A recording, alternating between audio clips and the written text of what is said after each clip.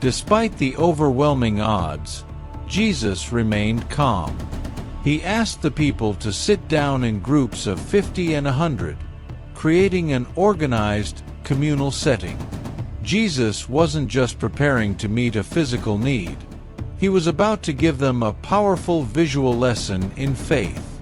Can you imagine the anticipation as the people settled down, watching to see what Jesus would do next?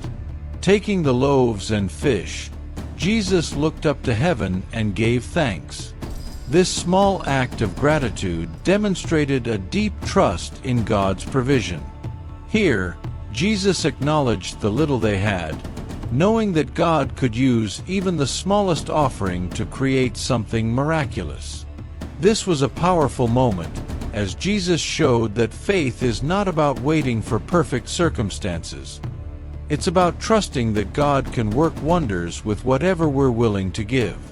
As Jesus began breaking the bread and fish and giving it to his disciples to distribute, something truly incredible happened. The food kept coming. No matter how many pieces were handed out, the supply never diminished. Loaf after loaf, fish after fish, the baskets continued to overflow, meeting the needs of each person in the crowd. The disciples, initially filled with doubt, must have felt their hearts lift with amazement as they witnessed this miracle unfold before their eyes. Imagine the joy of the people as they realized they wouldn't go hungry after all.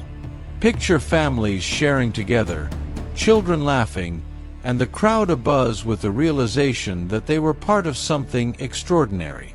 Everyone ate until they were full, a rarity in those days, and when it was all over, the disciples gathered up 12 baskets of leftovers, even more than what they had started with. This miracle wasn't just about feeding people physically.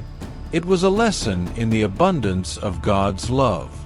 Jesus showed his disciples and the crowd that when we place even our smallest resources in God's hands, he can multiply them beyond our imagination.